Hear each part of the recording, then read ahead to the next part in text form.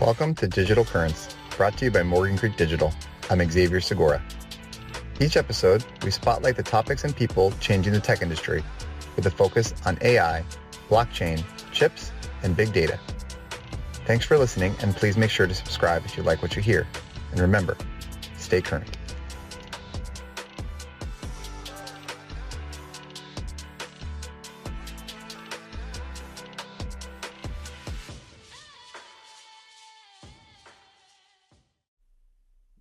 Welcome, everybody, to Digital Currents. Today, we've got a really special treat. Jamie Burke over from Outlier Ventures. And Mark, this is a partnership that we're so excited about. And I guess maybe to tell the folks a little bit about Outlier, they kind of have this idea of building a more open internet. And they've launched over 300 startups through their various accelerator programs. And we are so excited to welcome Jamie and Mark. Join me in extending our warmest welcome.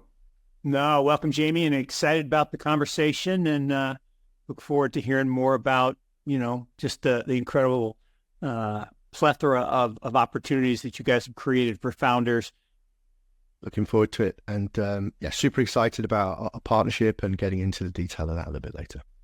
Terrific. So this is the part of the show where we make you blush a little bit, talking about some of the background as founder and chairman, but really kind of like, I think it began with some of this vision and your background early on into sort of the tech investment space. Can you kind of tell us a little bit how you recognize some of that potential of blockchain and Web3 to kind of reshape? I think it really began most with some of the financial systems and data privacy, but it extended to be a very big opportunity there. But tell us a little bit how you kind of jumped into this, dating back from your background, so we can have that context. Yeah, well, I'll give it an abbreviated version to not bore people, but Outlier is celebrating our 10th year anniversary this year, which is amazing and also slightly scary. Scary because 10 years in crypto it feels like 2030, so that's why I'm bald and a little bit overweight. But also because it's one just under 1/4 of my life and probably half of my career. And, really, I kind of accidented into it, I would say. So my background, there's nothing that would indicate that I would become a venture capitalist. I'm technically not qualified in any way to do this other than here I am. My background really began, I guess, as we began to come into the beginnings of Web2. I started out working in advertising and communications within one of the largest groups at the time, which was WPP, kind of an agency they had here in the UK called JWT. That recruited me off the back of some small-scale entrepreneurial endeavors around kind of affiliate networks. And I kind of was lucky enough to land in that organization and that industry at a time when it was going through huge disruption. It had relied very much on broadcast media at the time, in particular the TV ad. They had all these huge multinational accounts that they'd had for many, many decades. And all of a sudden the media landscape was changing through social media, the advent of social media and the kind of more peer-to-peer a way of interacting with brands and audiences. And they were hemorrhaging clients and they didn't know what to do. And I just happened to be the youngest person, literally the youngest person in the room. I think there was one other person younger than me who was on a graduate program. And so I get wheeled into the room for them to demonstrate that they weren't just all these old dudes and that they had somebody that knew or even used the internet, let alone social media. And so being the opportunist that I am, I kind of realized that was a great spot to be in. And very quickly I became the digital planner, not quite really knowing what that meant or what I was supposed to be doing, but rode that pony and ended up being headhunted to set up a number of dedicated digital agencies and then ended up having my own. But it was an interesting time because I think I was the first person to bring Facebook into WPP outside of the US, MySpace, Bebo, all these Twitter time. I remember Facebook's European or EMEA sales team was like 3 or 4 people.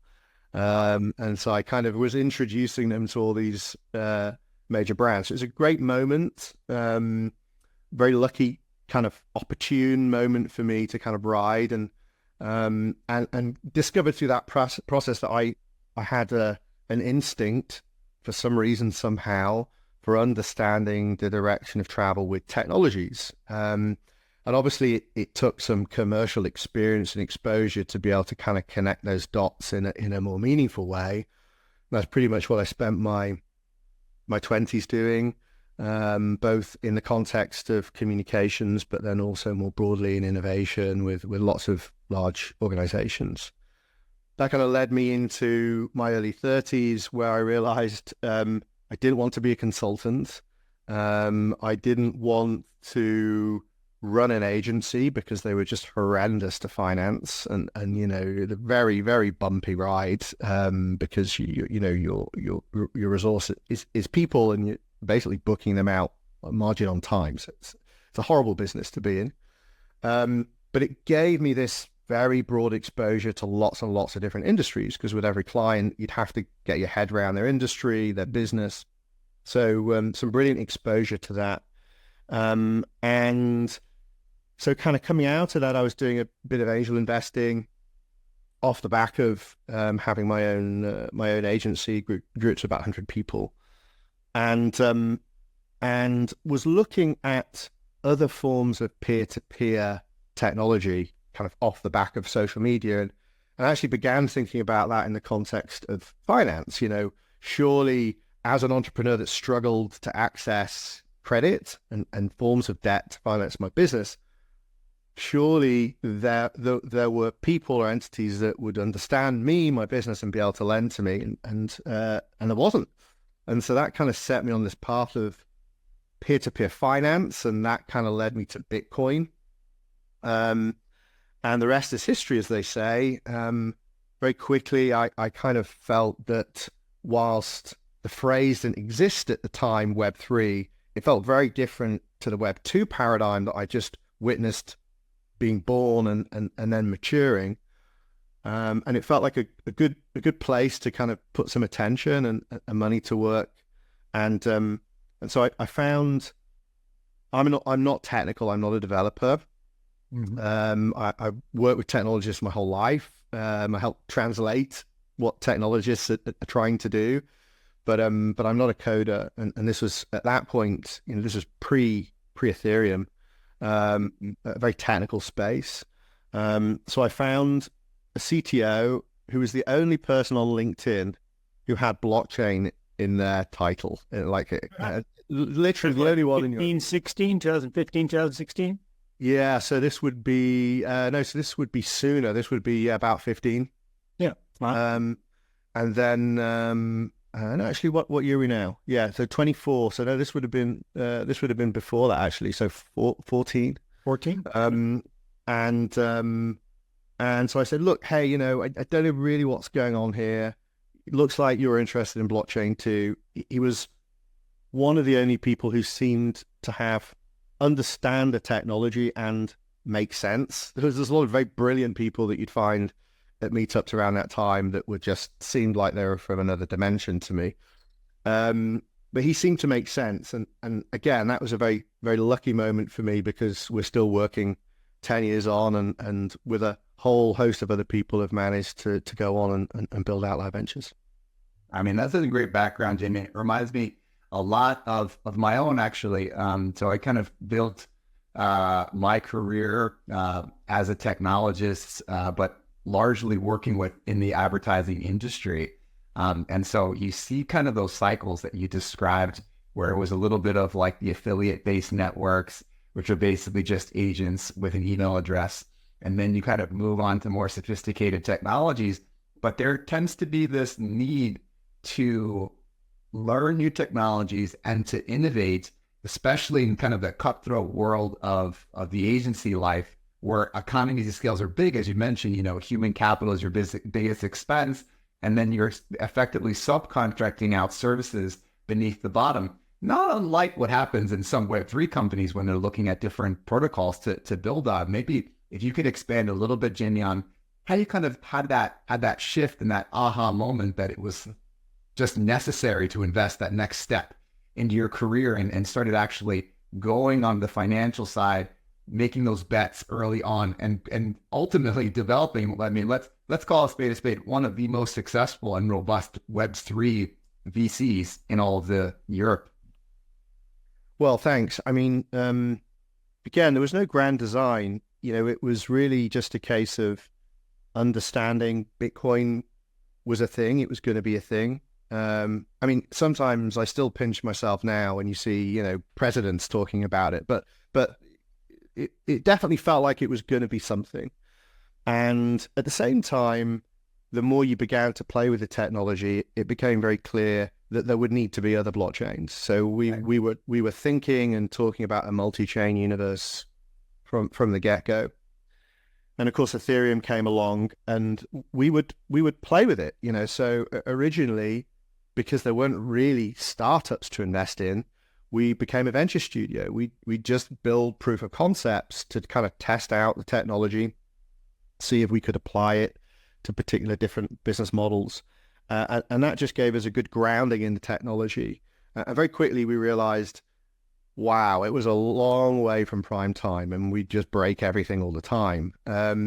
And there was certainly no way that we were going to be building consumer grade applications. And so it was really at that point we felt if we were going to focus our time and attention, then really we needed to be focusing on infrastructure.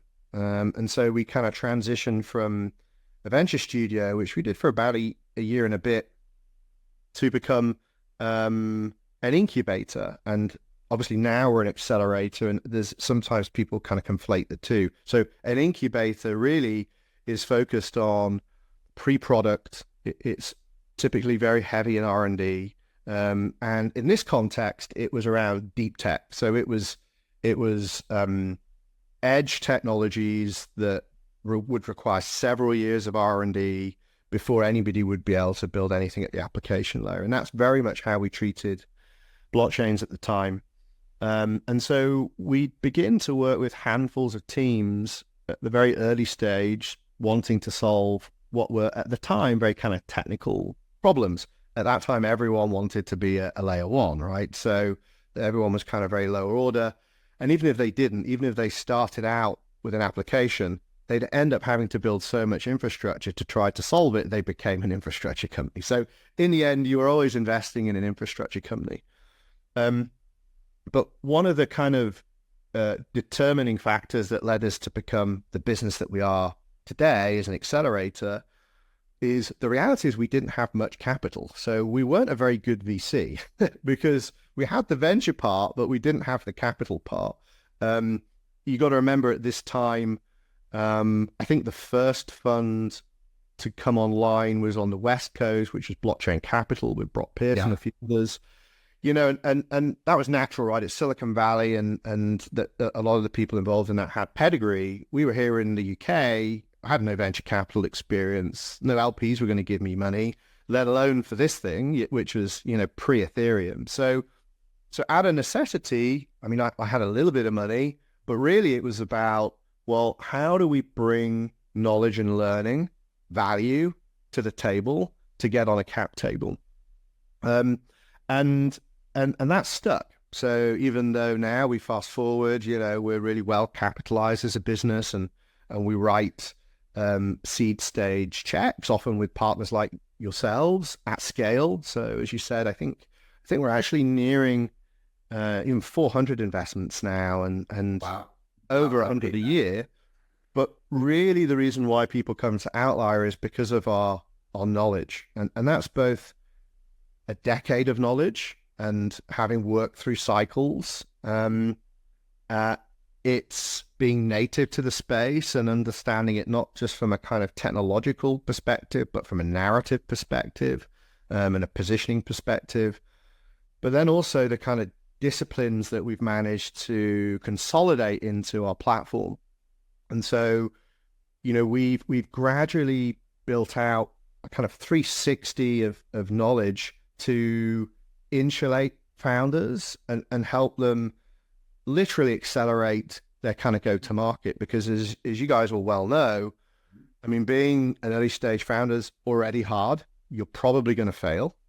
But then you're throwing in all the Web3 stuff, which is, well, you have technical risk, you have regulatory risk, you have business model risk. So on top of all the conventional risk, you've got all these layers of risk that just overwhelm Web3 founders. They don't know where to start. They don't know what to focus on. They trip up on things that have been tripped upon many, many times before. And so systemizing that knowledge, making sure you have securities lawyers in-house, you have technical analysts in-house, you have token design experts in-house, you have people focused on governance and DAOs. You might not need all of these things, but sometimes it's even just knowing what you don't need to focus on now. And so that's Jimmy, really... can you go back for one second in that? Yeah. When you said we, so here you are, you've left the agency, started this incubator. So the we was a small group of you, and they say not a lot of capital. So were you like a hacker house where you would exchange kind of labor for equity, or what did that look like in the earliest days? Yeah, so I mean, in the very early days of being an incubator, I don't think we were ever more than 5 people, Okay.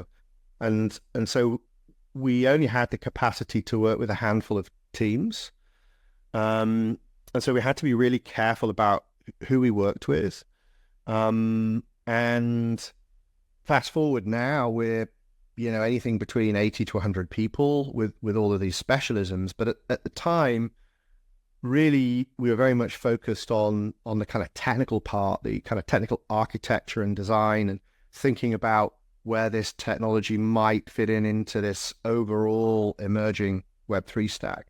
So, but we were very lucky again, in a way, we just happened upon some great teams, and funnily enough, it actually led us to make the first DAI investment I think the industry ever had, which was Fetch.ai, which is now top 25 token. It's now the Artificial Superintelligence Alliance.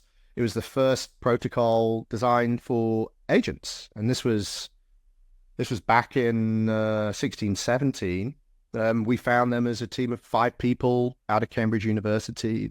Some of them had just come away from DeepMind, and they weren't from blockchain and Web3. They were AI guys, and they had a sense and intuition that if they wanted to solve this agentic stuff, they needed an entirely different architecture and substrate.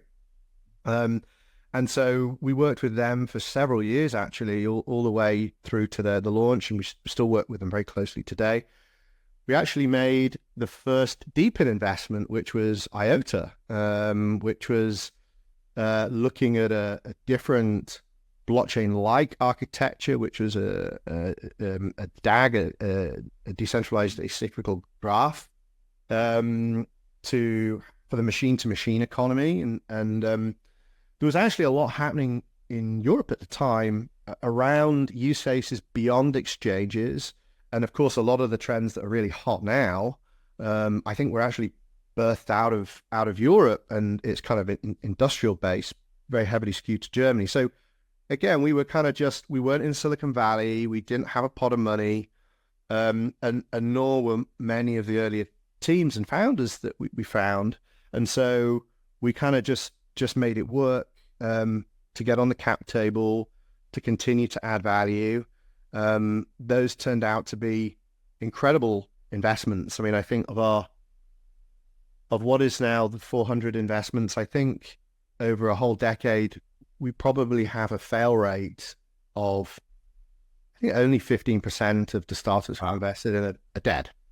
And that's like basically unheard of, especially kind of going in at that early stage. And, we go in early stage, but you guys even go a step beyond us and kind of go into the real PowerPoint type of presentation that set up some business ideas that ultimately become companies. And I think one of the ways that we were able to find level footing between the two of our companies is just on the thesis. So I think when you guys talk about convergence theory and this idea of blending blockchain and AI and IoT to create an open and user-owned data economy, that reminds me of our ABCDs, right? Artificial intelligence, blockchain, chips, and big data, using as the infrastructure to build the new internet. So it was very quick for us to come to a consensus.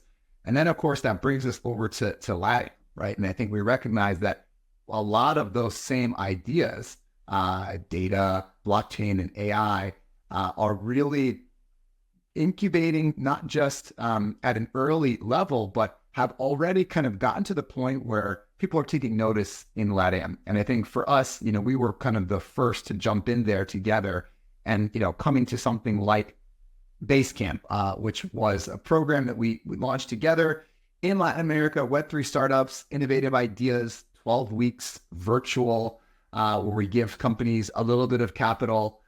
We've launched with 5, but maybe as we kind of talk about that initiative, maybe backing a step up and thinking about, well, how does kind of LATAM as an area that has historically been underfunded? I mean, they have around a top 10 mark when it comes to crypto adoption. So really high in technology, relatively low in the investment dollars.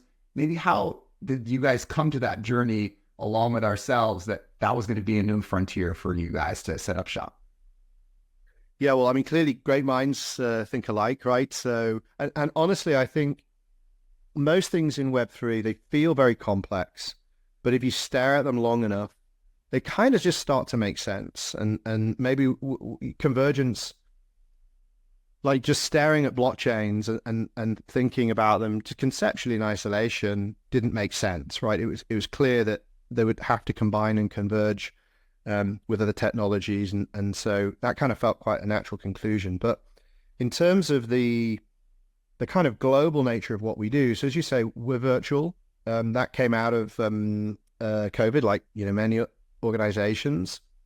And we realized, well, actually being virtual really allowed us to reach founders wherever they were. And so we could kind of open up programs and we'd just see where the applications came in, and then we'd kind of figure out how we would staff it from a time zone perspective.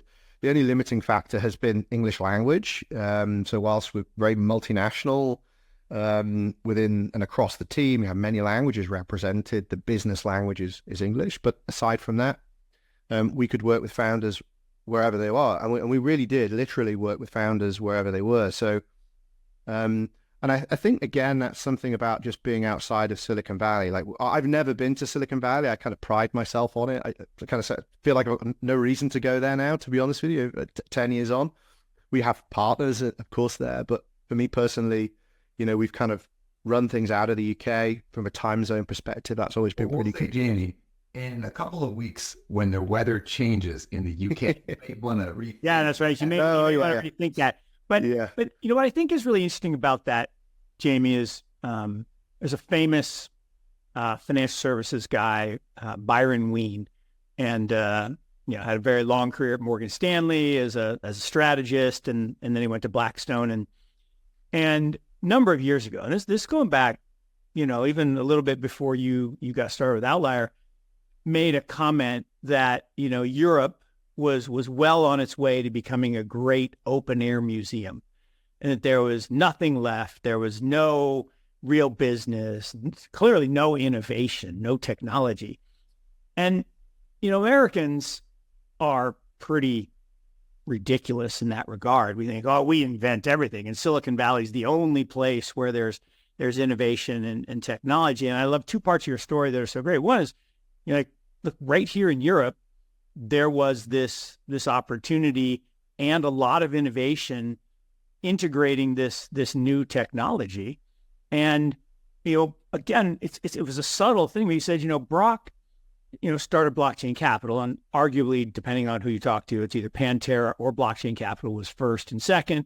We always say we were third at Morgan Creek Digital, but that's neither here nor there. The interesting thing is that Brock came to it similar to you naturally, right? He worked at World of Warcraft.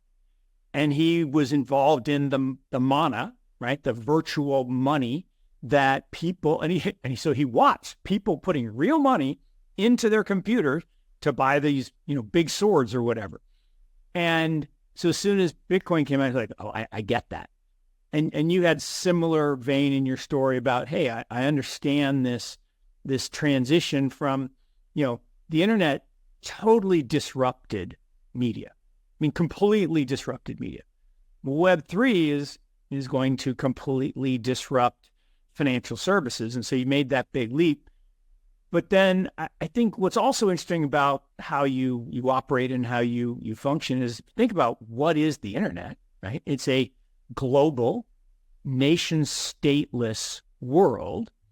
If you read the book on my other, bookshelf over there, Snow Crash, right? They coined this term, the metaverse, and then Zuck kind of bastardized it, but that's, again, a longer story. But you've proved that you can operate in this virtual Web3 world. And that idea of nation stateless, borderless, and X talked about how you've envisioned this commercial fabric of the internet. And maybe just pull that thread just a little bit, because that's not a insignificant aha. So how did you guys kind of come to that realization that, hey, this is not just, magic internet money. It's not just a better database. It is this global nation stateless, borderless new world that we're all going to live in. Yeah, well, I mean, so what I would say is, sadly, I would partially agree with the idea that Europe is becoming a bit of an open museum. So, I mean, I would like to disagree with it, but the reality is the politicians are doing a pretty good job of screwing things up. Amen to that. Yeah. So the reality is that, 10 years ago, 8 years ago, there was this concentration of what was really the kind of early Ethereum community, primarily in Berlin, a little bit of London, a little bit of Berlin. That's much more distributed now, of course. And really, when you're talking about crypto and Web3, you're talking about Dubai, you're talking about Singapore, you're talking about now a lot of US centers, and of course, Latin America. So we've kind of, we're headquartered out of the UK just by virtue of this is where we're kind of born out of. But the reality is we serve this highly mobile global population founder that moves around. And even beyond the founder, their teams are distributed. And the amount of times you meet with a founder and they're just meeting their team member for like the first time in 2-3 years at a conference, there's this kind of weird, uncanny relationships. You work with people for 1, 2, 3 years and you've never met them in person before. You've never had to. That's kind of incredible when you think about that as representative of the industry as a whole. And so I think that's just how it is. And then if you think specific to Latin America, there's different things going on, right? So what's going on in Dubai and Singapore, for example, is a consolidation of an industry with much more kind of institutional engagement, whether it's capital markets, regulators. I think what's happening in, say, LATAM is you kind of have this digital virtual economy that sits over these physical states that combined is probably the third biggest economy on the planet. It's just not defined as such. And it's only defined by two things. One is language and one is crypto. Because they all they have to build this new financial system in parallel to the kind of existing ones. Some particular countries, are catching on to that and formally integrating it into kind of their nation state. But there's, if you kind of look at these push and pull dynamics about what brings supply and demand into Web3, they've kind of got both push and pull, right? So there's this brilliant pedigree of founder in Latin America that are globally minded. Many of them are serial founders. They are of crypto and Web3. They're culturally, technically, financially, they are the user. They are their own customer, which, as you know, is like the best founder you can get. And so it's a huge opportunity. They're underserved from a capital perspective. Few people are prepared to do the work that you guys are prepared to do, to kind of to invest time and attention into that region, rather than just kind of expecting it to come to you in the US. And whilst in some ways they're solving domestic or regional challenges or opportunities, they're really building global businesses. And it's just that their go-to-market, their first kind of addressable market, happens to be in Latin America. And so it's the energy that's coming out of these regions is hugely inspiring. You feel it the same in places like Turkey and there's Thailand. There's a few other places. It's not just exclusive to Latin America, where I think sometimes in the West, and I'll combine, North America and Europe to this, sometimes there's a bit of navel gazing. We're kind of like, we're not thinking big enough in many ways. We're kind of caught up in the status quo rather than really thinking about kind of blowing the doors off. Yeah, I think you said so many good points there, Jamie, and maybe to kind of double tap on some, the idea that you're sitting on potentially the third largest economy that's kind of not defined as such because of some separations and some barriers, some visible, right? You have the longest mountain chain in the world in the Andes. Obviously, you've got our planet's most diverse ecological system in the Amazon, which gives us the air that we can breathe. And then, somehow wedged in between that, you have large mineral deposits, which give us a lot of the raw materials for some of our most advanced technologies. And now you have to make sense of that from the human capital perspective. And so when we look at this idea, the idea of the leapfrog, right, which is you have this great potential, some infrastructure that is not yet there, but the world moves up and necessity is the mother of invention. And we look at what's happening in our cohort now, right? We've got 5 companies that we've been able to select out of Brazil, Argentina, Mexico, and Peru. And the use cases that they adopt within technology are pretty vast. And they're really kind of speaking to this idea that there's a huge economic opportunity, but technology really needs to shoot the gap between what social services have not really been able to build in such a robust way as the US or as Europe. So you're talking about issues like financial challenges of unbanked or underbanked. And we have a company that's basically partnering with its government in Peru to not only provide an identity system for farmers, which obviously we talk about the urbanization of Latin America, but it's still incredibly rural and incredibly young. So you have this kind of push factor that you were talking about, which creates rapid digital adoption. Maybe if we could talk a little bit about some of the folks in the program and things and themes that you might be excited about as you see this come to life, because you've done this many times and now you're starting to see some of the key ingredients that could mean successful outcomes.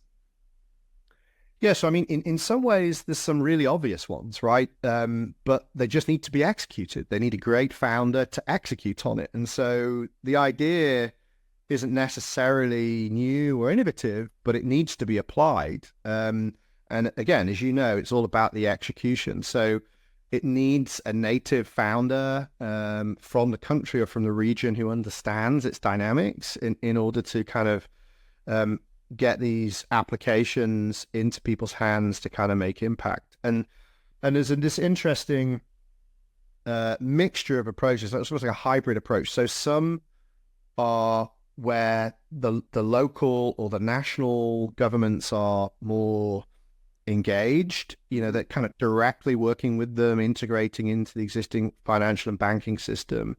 Others where that's not the case are just leapfrogging over, going over the top and finding innovative solutions, building that kind of infrastructure on the fly, whether it's AI-based voice recognition through a dumb phone to make crypto transactions, to actually affect a smart contract, execute smart contracts through a farmer's voice on a dumb phone using AI. We're talking about identity here. We'll give them a nice shout out as well. Right, exactly. So I think that's Lula. And so, there's some incredibly innovative workarounds to just get this stuff to work in the context of that locale and the context of that stakeholder and consumer.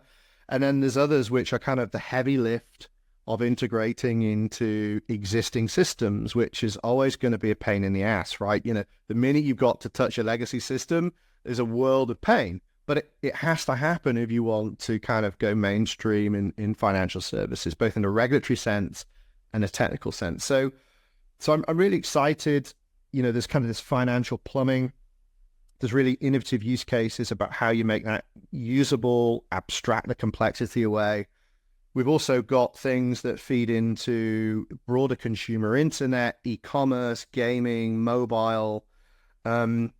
I very much kind of see this cohort and probably some of the preceding ones as kind of just laying down the foundations, right? There's these things need to be built in order for you to do kind of more higher order complex things, right? But if you don't start here, if you don't solve identity, you don't solve data provenance, you don't solve basic banking, remittance, payments, then nothing else can happen. So I kind of really look at these kind of early cohorts when we enter a particular region as kind of the giants that people are going to stand on the shoulders of for the next kind of decade in that region.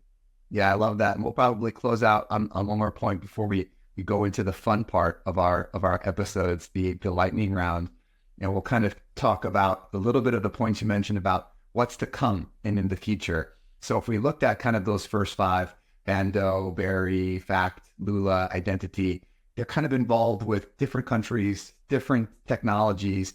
But we saw that just this past year in 23, some of the larger investors, Andreessen, SoftBank, they put in about $2 billion into the region, specifically around digital assets and data-led investments. We've seen this story play out very often, where if you're trying to replicate an existing business model in a new country, you're going to fail. You have to be able to adapt to local conditions and local intelligence. What do you kind of see as the next step for either, you know, the financial markets or the venture markets? Now that we put down the flag and said, hey, these are not necessarily new ideas. This is a new and enhanced execution of an idea that needed to exist for many years. What do you kind of see as the next steps that could come out of these kinds of investments?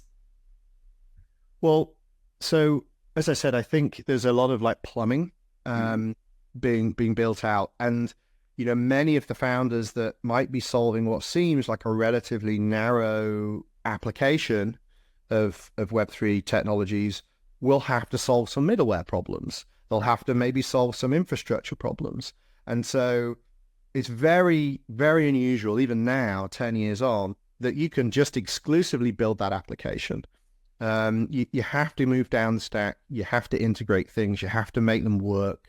It has to work cross-chain. You know, there's all these things you have to solve. You have to solve for abstraction, account abstraction, wallet abstraction. Some of these things are being worked on by other people and can benefit from the modularity of Web3, but other things are things you just got to solve as a product manager. And so what's interesting is that with every startup, you actually end up having additions to this kind of aggregated stack that everyone else can build on. And that's both globally and, of course, in kind of a particular vertical.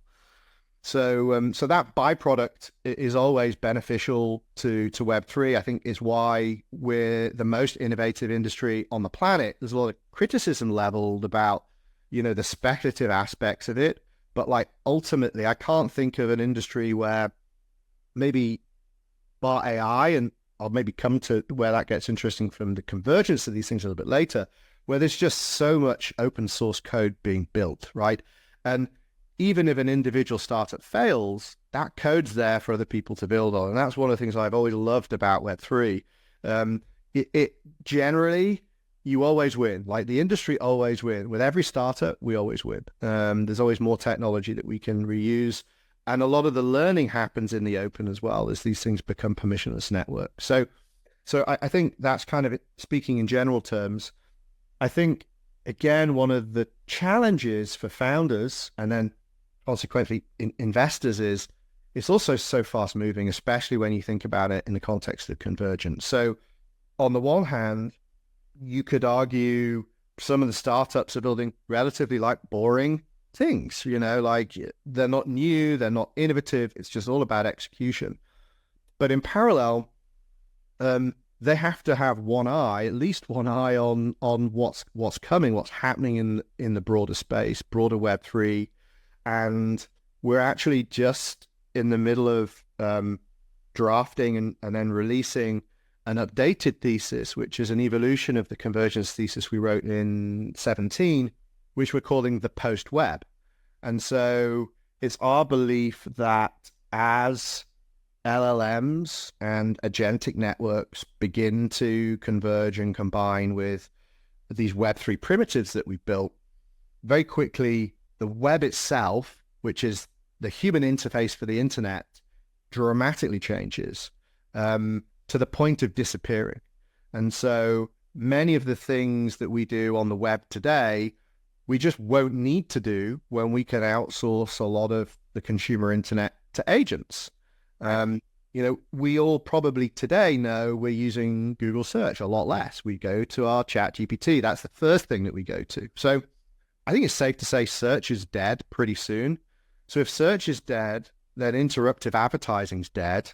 So the attention economy is dead. We're actually moving to the intention economy. You put an intent out and the internet solves it. And then it presents the solution to you in a highly contextual interface. You won't need a website for everything with every option and all these menus. You won't need an app for everything. Your agent doesn't care about any of these things. Your agent just wants the optimal solution, doesn't care about brands, doesn't care about nice advertising. It will just go get you the best things that you need, and then there'll be a human in the loop decision. And so death of search, death of interruptive advertising, death of the app store, and these things aren't 20, 30 years away. I'm looking at this very much in the same way I looked at crypto 10 years ago.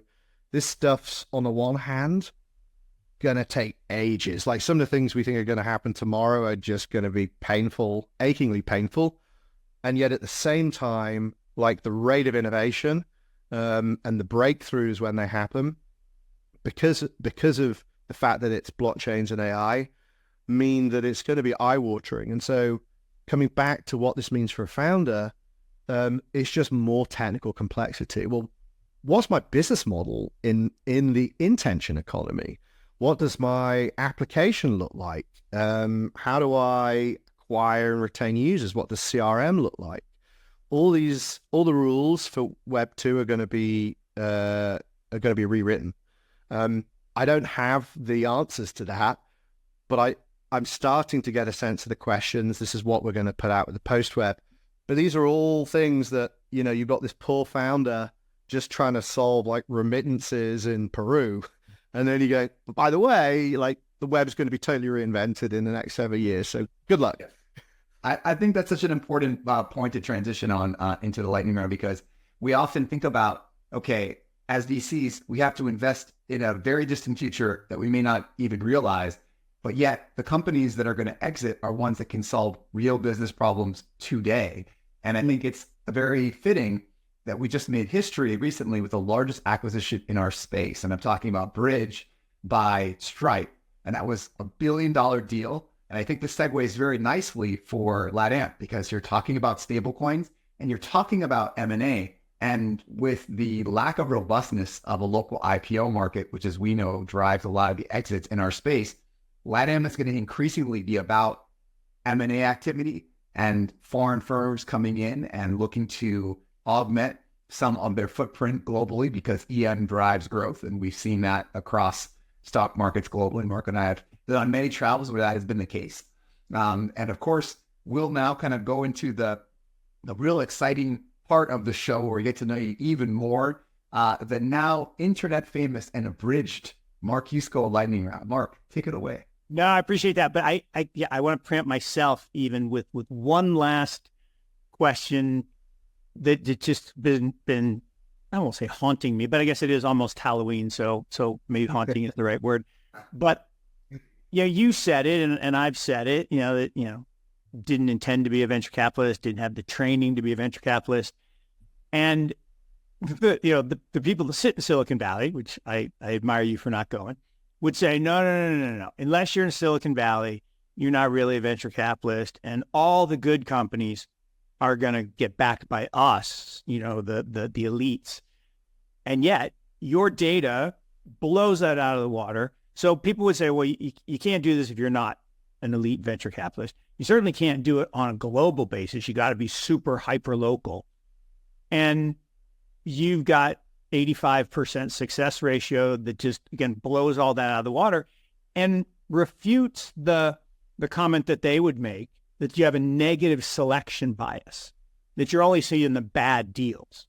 Clearly, that's not the case. So, I mean, maybe that's an unfair question to get a short answer, but why do you think that is? Well, so, I mean, again, I think you'll appreciate this, right? I think investing at seed stage is more art than science. The more you do it, and, we've done nearing, I think, 400 investments now. So we've got enough data to be statistically relevant. Yeah. How helpful, I don't know, but like relevant for sure. And we do try to refine and optimize our investment committees and how we score things, and how we scored it tracks against how it actually performed. But on the whole, like really, there's a degree of intuition about the founder. And I think this is especially true when the domain they're working in has lots of uncertainty. So if it's something that's tried and tested and been done before, and they're just replicating it in another context, I think you can have a more methodical approach to kind of assessing the investment. Yep. But where they're trying to do something that is just not been done before, technically or otherwise, I mean, they're probably not going to be working on the same thing in a year's time. They're going to be pivoting all over the place. They're going to be learning.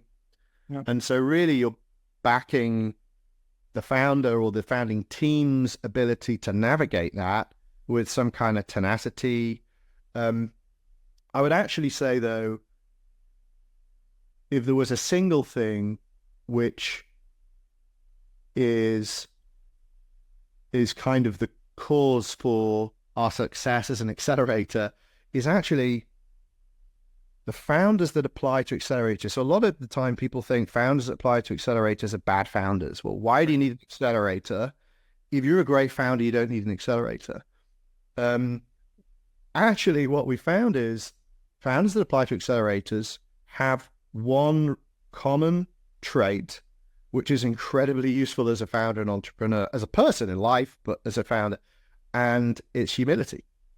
So they know what they don't know, and they seek out advice. They'll make the decision themselves, but they'll seek out advice to know how, a framework to make decisions, what to think about, what to not think about.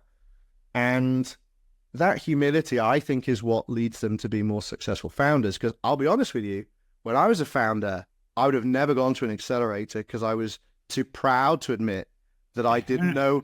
I didn't know anything. And I failed. I had to fail a lot. So what's amazing, so in addition to being an amazing partner and friend and investor, you're also a soothsayer, because you just answered the second question in the lightning round. Now I don't have to ask what makes a great founder. So humility. So what characteristic makes a great venture capitalist investor? I mean, I don't know if I'm qualified to say that, because, we aren't a conventional investor in that as an accelerator, we have the relationship's slightly different, right? we come in. No, you can definitely comment. A venture capitalist is someone who puts capital at risk with new ideas and creates value by partnering with founders. So you do that. So, well, sure. What characteristic of the person making those decisions do you think is most important? Well, I mean, again, a lot of the investments that we make, and this isn't me displaying humility, it's just a fact. Like, there are a lot of people involved in our investment process. Yeah. And what works about it is sometimes it's right to have an opinion on something, and sometimes it's right to not have an opinion on something. So, for example, there are some things I just don't understand. So I struggle with DeFi. I'm not from TradFi. You know, like it's a new language. It's a new world, very technical. So if it's a DeFi startup, generally I'll shut up and I'll listen to whoever it is in the room that understands this stuff and can make analogies and has framework to understand it. And so, because as an accelerator we invest across everything, every flavor of Web3 startup, there are some things you got to shut up on and listen to the other person. I think the other thing is not, as I said, we can optimize the process of the science of trying to make a better decision, but you've also got to recognize that there's a huge amount of risk involved. And I actually think it's understanding risk, but not in a kind of like not in a clinical way, not to become risk averse. Actually, sometimes startups that are entering a space which is incredibly risky is where you can make your biggest money, because a lot of other people are going to really struggle with it, right? So it's not to say no just because it's risky. It's to understand the risk that is worth pursuing if you've got the right people. Amen. Take risks where you're compensated fairly, and take risks where you can manage them. So reckless risk taking is a bad idea. All right, perfect. So I know you love all your children equally, but what do you think is the best opportunity in Web3 today? Well, so kind of coming back to this post-web thesis, which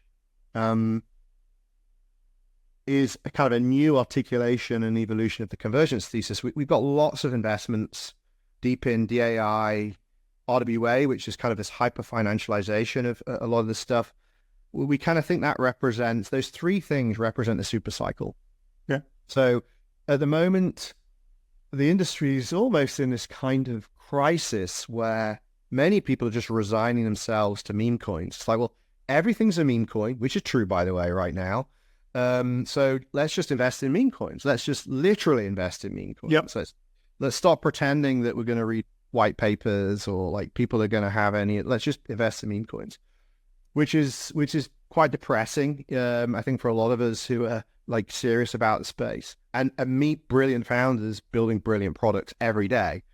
So the industry's resigned itself to that right now, and I think that's predicated on the fact that there's not been new demand from a capital perspective coming into the space. You just got this recycling of retail and DJ money. But actually, we are on the cusp of what I think is a super cycle. I think it's beginning. The kind of supply side's being built out at the moment, and I think as of next year, the demand's going to come online. And the interesting thing about categories like DAI and DPIM is their real-world nature. So if you can price NVIDIA stock, you in theory can price a lot of DAI projects should they have a digital asset, right? All right, that's perfect. All right, so what do you read on a consistent basis that you couldn't live without? Well, you can probably see I'm surrounded by a lot of books. Yeah. Probably half of them I haven't read yet. I like to be intimidated by what I don't know, so I kind of always make sure I like it. I got the same problem. more books I've not read than I've read around me. And actually, I try to unplug from the world I work in, crypto and technology, as much as possible. So when I read, and I read books, I don't like reading on Kindles or anything else. I try to like reading things that are totally unrelated. So whether it's history, I'm reading some things on the mystical Kabbalah at the moment, kind of the spiritual dimension. So I mean, it's I love it. You want new ideas, read old books. It's a great line, right? All right, what do you do for fun? Well, so I'm kind of having stepped back to chairman at Outlier Ventures. I now have a little bit more time. I'm still very, very involved in the business, but I'm not the CEO. And so that's kind of afforded me a little bit more time to travel, to kind of visit antiquity, so spent a bit of time in Greece and Rome and Athens and doing all that kind of thing. But also just indulging my interest in culture and the arts. So a lot of art galleries, art exhibitions, real physical art, not digital art. I did that whole thing with NFT years ago. And that on screens. What's your favorite secret spot to eat? Oh, wow. Well, so it's not a restaurant, actually.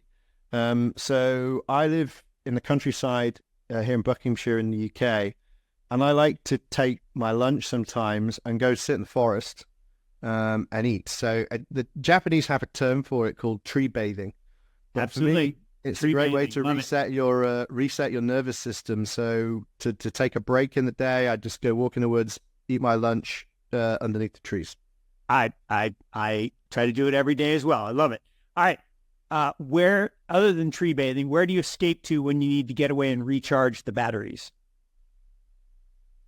So I quite like just being near the sea, to be honest with you. So I'm a little bit contained in the UK at the moment for various personal reasons. So I can't be kind of flying around the world as much as I'd like familial commitments. But so the kind of the furthest I can get away from home in the UK is Scotland. So kind of just going at any time of year. Autumn's great now, so probably go to Loch Lomond or something like that, Loch Fyne, in the next few weeks. Right. So searching for Nessie, I like that. All right. Yeah. So if you could have dinner with anyone, alive or in the past, who would it be and why?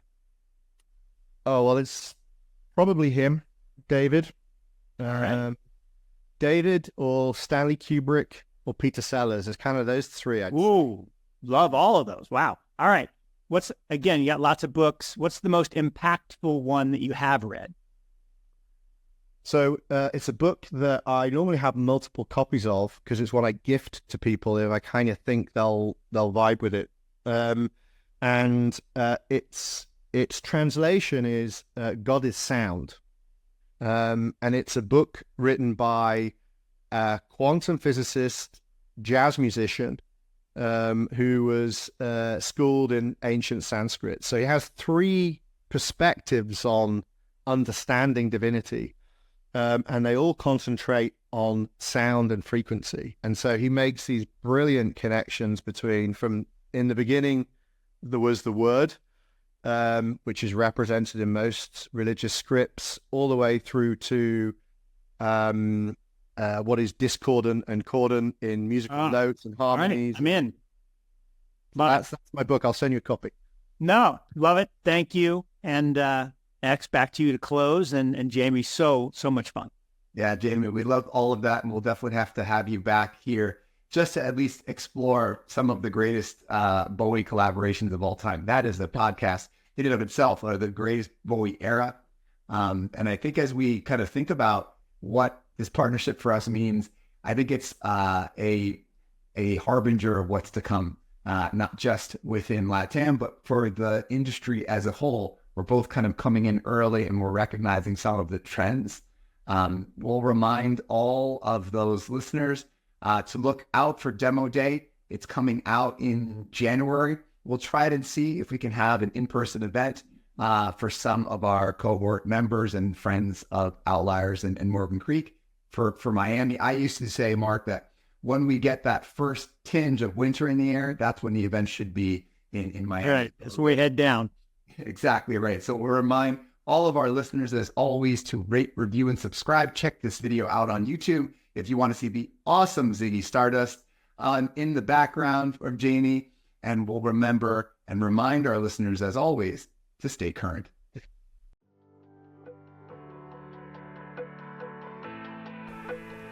Thank you for joining us this week on Digital Currents.